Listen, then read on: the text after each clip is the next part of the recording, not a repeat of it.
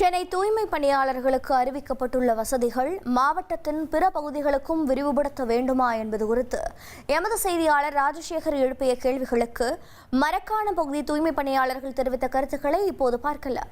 எதுவுமே கிடையாது, வண்டி கிடையாது, நாங்கள் தலை மேலே வாரி மேலே தூக்கி கொட்டுறோம். அப்படி மீண்டாக்கா இங்கே ஏன் குப்பை எடுக்க வர, வண்டி இல்லாத ஏன் வரேன்னு கேட்குறாங்க.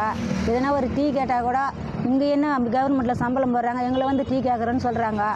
நீங்கள் தான் எங்களுக்கு பார்த்து வசதி செய்யணும். இப்போ மழை டைம் ஆயிடுச்சு. மழை டைம் ஆன உடனே அவங்களுக்கு ஒரு கை க்ளோஸ் இல்லை, மாஸ்க் கிடையாது, ஒரு கோட்டு கிடையாது. இப்போ கொடை பிடிச்சிட்டு நாங்கள் வெளியில் போயிட்டு வேலை செய்ய முடியுமா? மழையில் நனைஞ்சிட்டே போயிட்டு வேலை செய்யறதா இருக்குது. அந்த வசதியெல்லாம் கொஞ்சம் பண்ணி கொடுத்தாங்கன்னா கொஞ்சம் நல்லா இருக்கும். சென்னையில் இருக்கிறவங்களுக்கெல்லாம் எல்லாம் செய்கிறாங்க, எங்களுக்கெல்லாம் எதுவுமே செய்யலை. இந்த சைடு வந்து பார்க்கறதே கிடையாது. பார்த்து செய்ய அந்த துப்புரவு பணியாளருங்க எங்கே இருக்கிறாங்க, என்ன வேலை செய்கிறாங்க, எப்படி இருக்கிறாங்க? இந்த மழை டைம் ஆயிடுச்சு, ஒரு எட்டு பார்ப்போம், அதெல்லாம் யாரும் பார்க்கறது கிடையாது.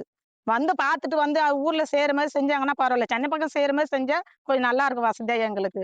5 ஊருக்கு போகிற வேலைக்கு வண்டி இருந்தால் தான் நாங்கள் போக முடியும். ஒரு ஊருக்கு ஒரு வாரத்துக்கு ஒரு நாளைக்கு தான் ஒரு ஊருக்கு போக முடியும். அடுத்த வாரம் போங்காட்டி ஃபோன் பண்ணுறாங்க, சுத்தமாக இடம் இல்லைன்னு. அதுக்கு தகுந்த மாரி எங்களுக்கு பண்ணால் தானே நாங்கள் எதுவுமே பண்ண முடியும்.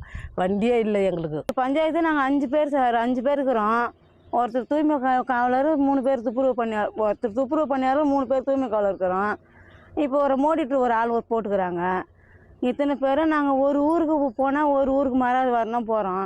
அதுக்குள்ளே கம்ப்ளைண்ட் பண்ணுறாங்க. சென்னை தூய்மை பணியாளர்களுக்கு அறிவிக்கப்பட்டுள்ள சலுகைகள் குறித்து மரக்காணம் பகுதி தூய்மை பணியாளர்கள் தெரிவித்த கருத்துக்களை இப்போது பார்த்தோம்.